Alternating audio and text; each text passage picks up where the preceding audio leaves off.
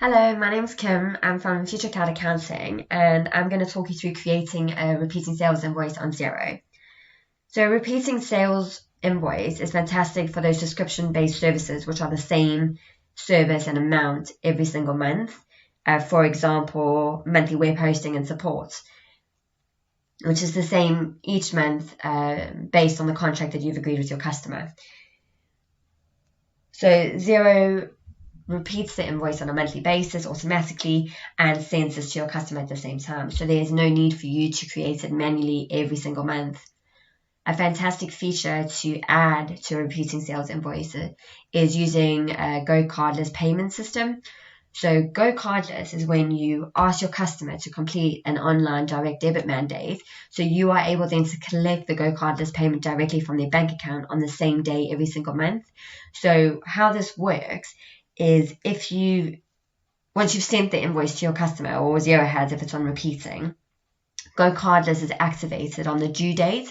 So every invoice will have a due date on it, and Go Cardless will know on that due date to take the money or collect the money from the client's bank account.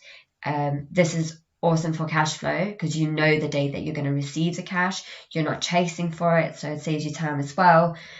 And it also automatically reconciles the payments in Xero. So once Go Cardless has collected the money from the client, Xero marks that invoice as paid. So it reconciles it for you at the same time, which is, I think, a fantastic feature that Xero offers.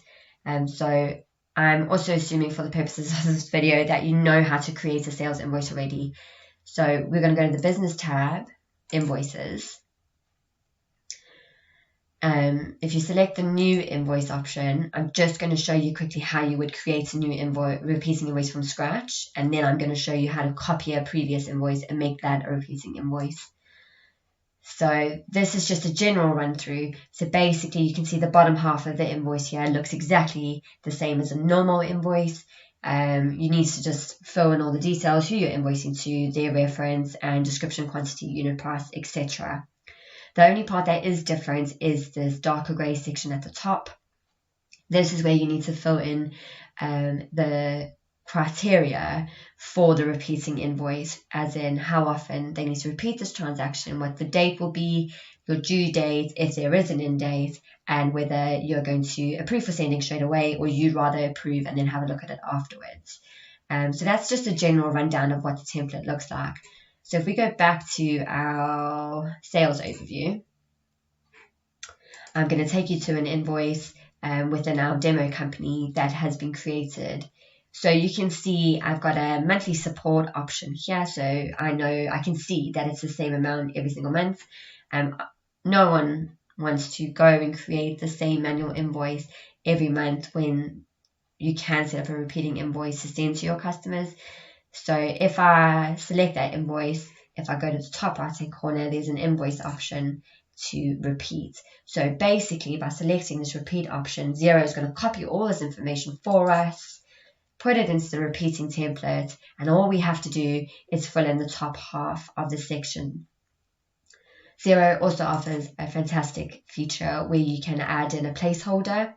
So if we put a space in here, and I'm going to say monthly support for space, and select the placeholder which I want as month and year, and then if I go down to preview placeholders here, every month Xero sends out this invoice, it is going to change the month and year. So at the moment it's saying monthly support for September 2020.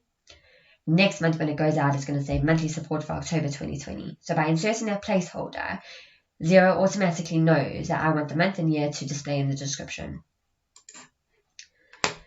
So we need to fill in the top half now. So I want this invoice to be sent out on a monthly basis. So we're going to repeat this transaction every 1 month, so once a month.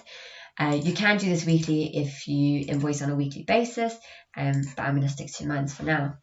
So your invoice date is going to be the date that you want the next invoice to go out on. So because I've copied this, the last invoice that went out for Rex Media was on the 26th of August. It's automatically decided that my next invoice date is 26th of September, which I'm really happy with. I'm not going to change that. However, if you wanted to change it, obviously select the drop down and select the date that you want your invoice to go out on a monthly basis. You then need to select the due date. So there are a few options here. So you can choose a date of the following month, a certain number of days after the invoice, a date of the current month, or a date after the end of the invoice month. So that will be like once it gets to the 30th of September, plus however many days after that you're expecting to get paid. So for myself, I'm going to say it's due 7 days after the invoice date. So 7 days after the 26th of September, I'm expecting to be paid for this invoice. So you can put in an end date. So if you know that your contract is going to end in 12 months' time, or the amount's going to change in 12 months' time, you can put an end date in here. I'm just going to leave this blank for now. There's also an option on the top right hand side to add any files. These files will be sent to the customer every single month. So if you had a contract or an agreement that you want your customer to have access to, I would put it in here, and every time they get their invoice, they'll have access to their contract or agreement.